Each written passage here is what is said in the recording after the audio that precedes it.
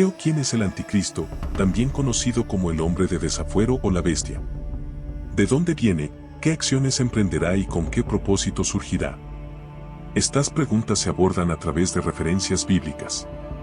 Apocalipsis 13, 15-18 inicia la exploración, indicando la complejidad y la confusión generalizada que rodea al anticristo, enfatizando la necesidad de una comprensión clara y basada en las Escrituras para evitar ser engañado.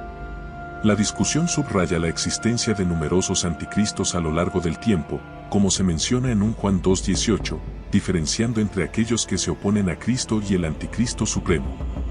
Los anticristos son individuos o entidades que se oponen a Cristo, inspirados por influencia satánica, como se introduce el concepto de un espíritu anticristo en 1 Juan 4:1-3.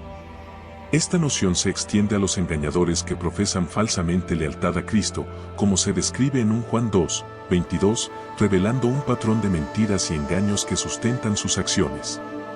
Estos adversarios niegan la naturaleza divina de Cristo o la reclaman falsamente para sí mismos, encarnando un espíritu de rebelión contra Dios y sus principios. Y los falsos profetas desempeñan un papel importante en este engaño, al que se hace referencia en Mateo 24:24.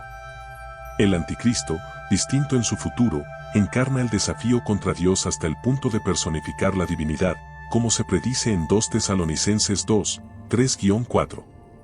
Este acto de suplantación tiene raíces históricas en el desafío de la humanidad y se remonta a la interacción de Adán y Eva con Lucifer en Génesis 3:4-5, donde el atractivo del conocimiento y la aspiración de ser semejante a Dios llevaron al pecado y a la muerte espiritual, un destino extendiéndose a toda la humanidad.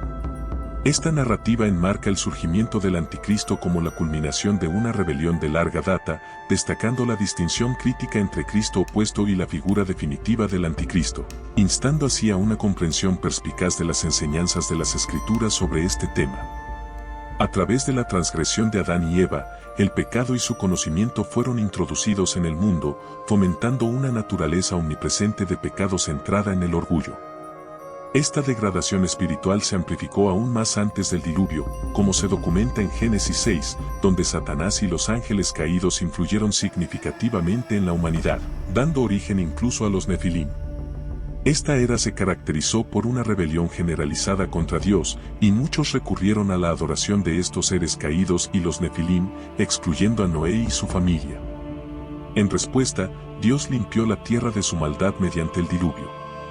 Después del diluvio, la desobediencia humana persistió, como lo ejemplificó Nimrod, el nieto de Noé, reconocido como el primer líder prominente y apodado por algunos como el gran maestro inicial después del diluvio. Este periodo también marcó la génesis de la idolatría y el culto a entidades demoníacas, un desafío directo a la autoridad divina. Esta narrativa se desarrolla aún más con la construcción de la Torre de Babel, un gesto desafiante contra Dios, que refleja la insubordinación anterior al diluvio. Dios intervino diversificando el lenguaje humano, dispersándolo por todo el mundo, esparciendo sin darse cuenta las semillas de este sistema de creencias corrupto, aunque bajo diferentes formas. Deuteronomio 32:17 destaca las prácticas idólatras que surgieron, mientras que el tema recurrente de los líderes humanos que se equiparan a sí mismos con la divinidad, como se critica en Isaías 14:13-14, subraya la cuestión subyacente del orgullo. Estos individuos, a pesar de su aparente soberanía, en última instancia son retratados como meros instrumentos de manipulación satánica. Isaías 14:15 enfatiza la cuestión central del orgullo dentro de la naturaleza humana, con la Torre de Babel sirviendo como un excelente ejemplo de la inclinación de la humanidad hacia la rebelión influenciada por la malevolencia. El tema recurrente de la idolatría, con la humanidad adorando entidades demoníacas como deidades y sus intentos de ascender a la divinidad, ejemplificados por esfuerzos como la Torre de Babel, refleja un ciclo continuo a lo largo de generaciones. Este patrón, arraigado en el espíritu del anticristo, se manifiesta en individuos poderosos impulsados por el mismo orgullo originado en Lucifer.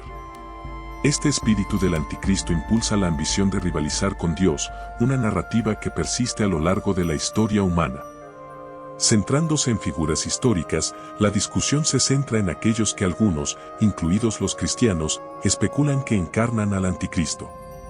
Se destaca Miqueas 5:2, que inicialmente analiza la profecía sobre los orígenes del Mesías, en contraste con la especulación posterior sobre el asirio mencionado en Miqueas 5:6.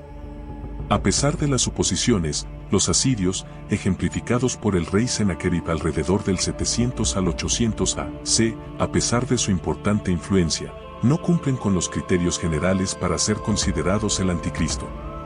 Estos criterios, extraídos de Daniel, Apocalipsis y 2 Tesalonicenses, incluyen declararse uno mismo como Dios en el Templo de Jerusalén, el dominio global y el establecimiento de la paz para Israel, nada de lo cual Sennacherib cumplió. La narración luego pasa a Nerón, el quinto emperador romano, cuyo nombre, a través de la gematría, se alinea con el número 666, como se indica en Apocalipsis 13:18, lo que sugiere a algunos su identidad como el anticristo. Sin embargo, se argumenta que Nerón, aunque encarna una figura parecida al anticristo a través de su persecución de los cristianos y encarnación del mal, no cumple las profecías y condiciones esenciales, particularmente porque los eventos que rodearon la derrota del anticristo y la gran tribulación no habían ocurrido durante el reinado de Nerón. Además, la composición del Apocalipsis es posterior a Nerón, lo que sugiere que sus profecías pertenecen a eventos futuros. Además, el rey de Tiro es examinado a través de Ezequiel 28:1-2, lo que nuevamente ilustra el espíritu orgulloso similar al del anticristo. Este motivo recurrente de orgullo y autodeificación entre los gobernantes subraya la influencia omnipresente del espíritu del anticristo a lo largo de la historia, pero sin cumplir plenamente los criterios bíblicos para identificar definitivamente a alguno como el anticristo. Este examen enfatiza la necesidad de discernir el contexto bíblico integral para comprender la identidad del anticristo. Al explorar narrativas históricas y bíblicas, figuras como Nimrod, los faraones, el rey de Tiro, los líderes del Imperio Romano, Hitler y George Soros se examinan bajo la lente del ejercicio de poder e influencia, a menudo asociados con el espíritu del anticristo. Ezequiel 28:6-9 advierte a tales figuras del juicio divino, cuestionando sus afirmaciones de divinidad al enfrentar la muerte. Esta escritura subraya la mortalidad de aquellos que, a pesar de su poder terrenal y sus declaraciones de divinidad, inevitablemente perecen como simples humanos, en marcado contraste con la naturaleza eterna de Jesucristo, quien venció la muerte. Ezequiel 28:10 enfatiza aún más la divinidad exclusiva de Dios, prediciendo la caída de Tiro, una profecía cumplida por las acciones de Nabucodonosor y Alejandro Magno. Esta narrativa ilustra que si bien muchos pueden encarnar el espíritu del anticristo a través de influencia diabólica, no los equipara con ser el anticristo. La discusión se extiende a ejemplos contemporáneos, como Hamas, criticado por adoctrinar y explotar a niños dentro de la sociedad palestina. El entrenamiento brutal y el adoctrinamiento ideológico destinado a convertir a los jóvenes en militantes se destacan como ejemplos de manipulación y crueldad extremas. Los relatos personales, como el del hijo de un cofundador, detallan las desgarradoras experiencias de quienes fueron sometidos a los métodos de Hamás, subrayando el papel de la organización en la perpetuación de la violencia y la obstrucción de los esfuerzos de paz a través de sus acciones e ideología. Este examen de varias figuras y grupos históricos y modernos ilustra el tema recurrente del uso indebido del poder con fines opresivos o malvados, a menudo desafiando la voluntad divina y en detrimento de la dignidad humana y la paz. Si analizamos a Hamás y su historia, queda claro que han arruinado las conversaciones de paz con sus atentados suicidas y parece que no tienen un plan claro. Están librando lo que llaman una guerra santa, y esa es una situación difícil porque no es como tratar con otros grupos con los que se podría negociar. Hamás es diferente porque todo gira en torno a la religión y no les importan las fronteras de los países. Están tan concentrados en destruir a todo un grupo de personas para crear lo que creen que debería ser un Estado islámico. Es desconcertante que el mundo entero, incluidas grandes organizaciones como las Naciones Unidas, no haya sido más explícito al condenarlos. Están causando daño no solo ahora, sino que también están preparando a las generaciones futuras para más conflictos. En cuanto a la idea de que el anticristo sea musulmán, no la creo. Principalmente, eso se debe a que los musulmanes no ven a Jesús como Dios, sino simplemente como un profeta.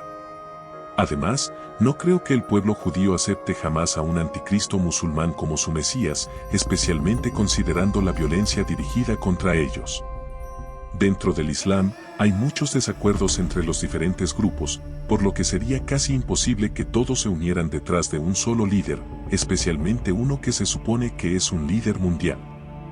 Sin mencionar que muchas personas fuera del Islam probablemente no estarían muy interesadas en seguir a un líder musulmán, especialmente con las acciones extremas y la violencia que vemos por parte de los radicales, lo que realmente no pinta su religión como una religión de amor y paz. La gente ve al Dios de los extremistas como duro y sin amor, no como un Dios que busca justicia, santidad o tratar bien a las personas.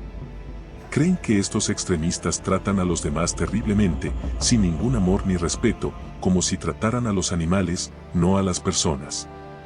Sin embargo, lo importante es que Dios se trata de ser justo y santo, pero también se trata de amor.